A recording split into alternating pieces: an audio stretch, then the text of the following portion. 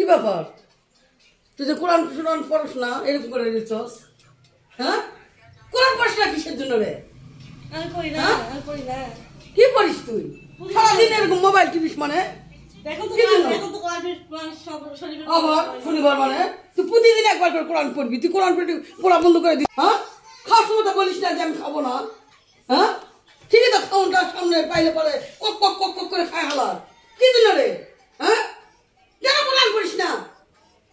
হ্যাঁ, আবার ফালতু সুদা মেয়ে, মোটা কথা একদম পিঠা একদম নলি বলি ছুটে হালাই দে।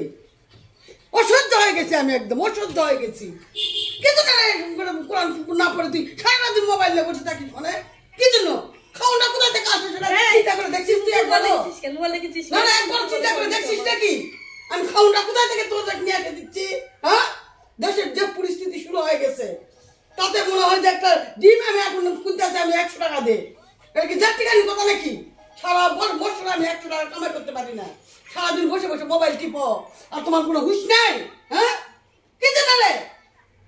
মনটা কইতাছে ঘর থেকে নলিটা ধইরা বের করে দেয় আমি। আমার আর সহ্য হইতাছে না, আমার দেওয়ালে পিছিয়ে গেছে। তোদের খিলাইতে খিলাইতে আমি ধ্বংস হয়ে গেছে, ধ্বংস। হ্যাঁ, এখন আমার কাটে কাটে কোন সময় খাওয়া শুরু করে দিবি তারপর ঠিক নাই। আমি এখন ভয়ে ভয়ে আছি তোদের ভয়ে। কোরআন এই নাম নামো নামো নামো